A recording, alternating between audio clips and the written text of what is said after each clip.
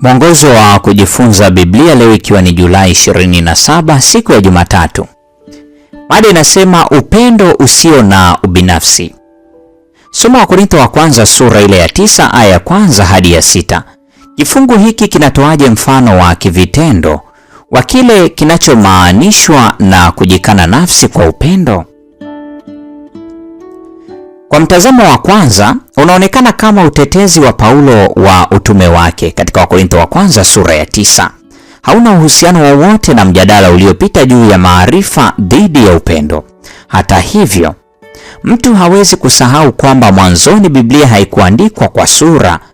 Kile Paulo anachofundisha katika Wakorintho wa kwanza sura ya 9 hakijatenganishwa na mada zilizotangulia. Kwa hakika, Wakorintho wa kwanza sura ile ya 9 inatoa mfano wa kivitendo wa upendo usio na ubinafsi kwa Kristo na kwa ndugu. Kwa ajili ya upendo, Paulo anaacha baadhi ya haki zake.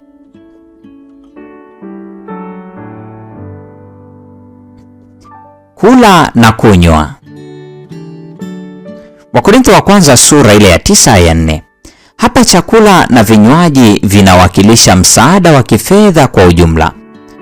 Kama mtume, Paulo alikuwa na haki ya kupata msaada wa kifedha kutoka kwa wale aliowahudumia.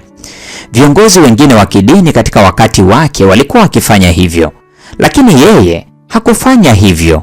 Badala yake alijitegemeza kwa kutengeneza mahema. Matendo ya Mitume sura ile ya 18 aya 3. Kumchukua pamoja nasi mke aliye ndugu.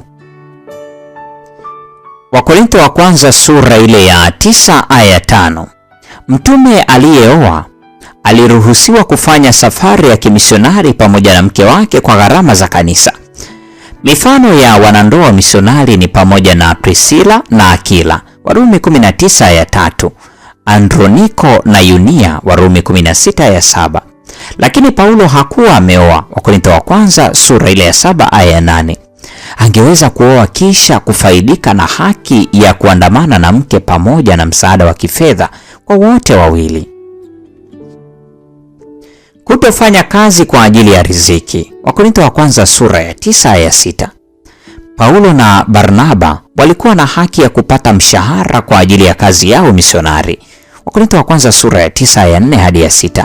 Paulo alipata riziki kwa kutengeneza mahema, Matendo 18:3. Lakini hatujui Barnaba alifanya kazi gani. Tunajua kwamba alikuwa mkarimu sana, Matendo ya Mitume sura ya 4 ya 36 na 37. Hivyo, alikuwa tayari kujitegemeza. Katika Wakorintho wa kwanza sura ya 9 ya 7 hadi 11, Paulo anaendeleza wazo la Wakorintho wa kwanza sura ya 9 ya 6. Ili kuonesha kwamba ni haki kwake na Barnaba kupata riziki kutoka kanisani. Aya 11 na 12. Bwana mwenyewe aliamuru wale waihubirio injili wapate riziki kwa hiyo injili. Wakorintho wa kwanza sura ya 9 aya 14.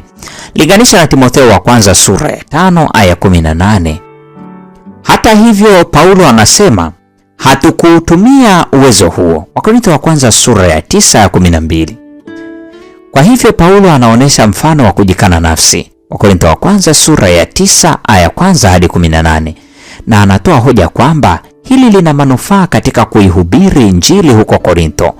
Aya ya 19 hadi 23. Ni mambo gani ambayo ingawa huenda ni haki yako, bado inaweza kuwa bora zaidi kwako kuyaacha ili kuwa shahidi mwenye matokeo mazuri zaidi kwa ajili ya Bwana? Hii ni Julai 27 siku ya Jumatatu. Mungu atubariki sote.